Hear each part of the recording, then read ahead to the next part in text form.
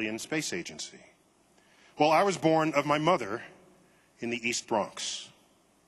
So the year-long celebration of our golden anniversaries, which begins the day after we both turn 49, provides me a unique occasion to reflect on our past, our present, and our future. I was 3 years old when John Glenn first orbited Earth. I was 7 when you lost astronauts Grissom, Chaffee, and White in that tragic fire of their Apollo 1 capsule on the launch pad. I was 10 when you landed Armstrong and Aldrin on the moon. I was 14 when you stopped going to the moon altogether. Over that time, I was excited for you and for America. But the vicarious thrill of the journey, so prevalent in the hearts and minds of others, was absent from my emotions. I was obviously too young to be an astronaut, but I also knew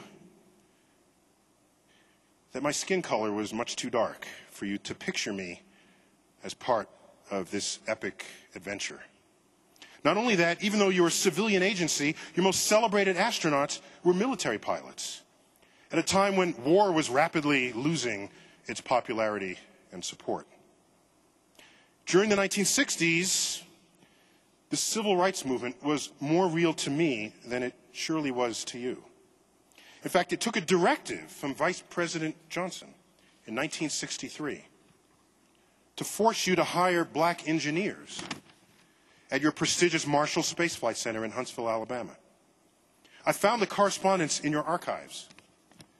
Do you remember? James Webb, then head of NASA, wrote to German rocket pioneer Wernher von Braun, who headed the center and who was the chief engineer of the entire manned space program. The letter boldly and bluntly directs von Braun to address the, quote, lack of equal employment opportunity for Negroes in the region, and to collaborate with the area colleges Alabama A&M and Tuskegee Institute to identify, train, and recruit qualified Negro engineers into the NASA Huntsville family. In 1964, you and I had not yet turned 6 when I saw picketers outside the newly built apartment complex of our choice in the Riverdale section of the Bronx. They were protesting to prevent Negro families, mine included, from moving there. I'm glad their efforts failed. These buildings were called, perhaps prophetically, the Skyview apartments, on whose roof, 22 stories above the Bronx, I would later train my telescope on the universe. My father was active in the civil rights movement, working under New York City's Mayor Lindsay to create job opportunities for youth in the ghetto, as the inner city was called back then. Year after year, the forces operating against this effort were huge. Poor schools, bad teachers, meager resources. Even abject racism and assassinated leaders. So while you were celebrating your monthly advances in space exploration, from Mercury to Gemini to Apollo, I was watching America do all it could do to marginalize who I was and what I wanted to become in life. I looked to you for guidance, for a vision statement that I could adopt, that would fuel my ambitions, but you weren't there for me. Of course, I shouldn't blame you for society's woes. Your conduct was a symptom of America's habits, not a cause. I knew this, but you should nonetheless know that among my colleagues, I am the only one in my generation who became an astrophysicist in spite of your achievements in space, rather than because of them. For my inspiration, I turned instead to libraries, remaindered books on the cosmos from bookstores, my rooftop telescope, and the Hayden Planetarium. After some fits and starts through my years in school, where becoming an astrophysicist seemed at times to be a path of most resistance through an unwelcoming society, I became a professional scientist. I became an astrophysicist. Over the decades that followed, you've come a long way, including most recently a presidentially initiated, congressionally endorsed vision statement that finally gets us back out of low Earth orbit. Whoever does not yet recognize the value of this adventure to our nation's future soon will, as the rest of the developed and developing world passes us by in every measure of technological and economic strength. Not only that, today you look much more like America. From your senior level managers to your most decorated astronauts. Congratulations. You now belong to the entire citizenry. Examples of this abound, but I especially remember when the public took ownership of the Hubble telescope, your most beloved unmanned mission. They all spoke loudly back in 2004, ultimately reversing the threat that the telescope would not be serviced a fourth time, extending its life another decade. Hubble's transcendent images of the cosmos had spoken to us all,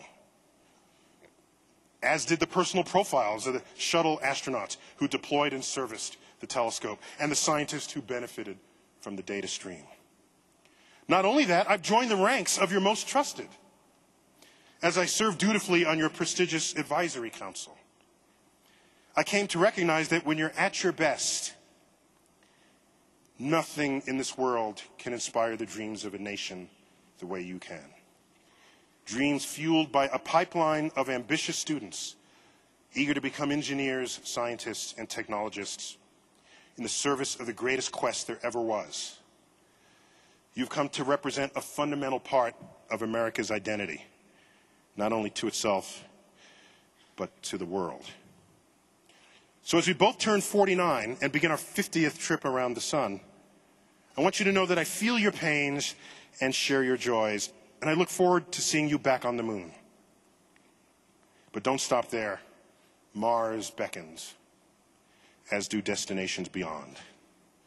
Birthday buddy, even if I have not always been, I am now your humble servant, as I also am to this community, I think America's greatest, the aerospace professionals. Thank you.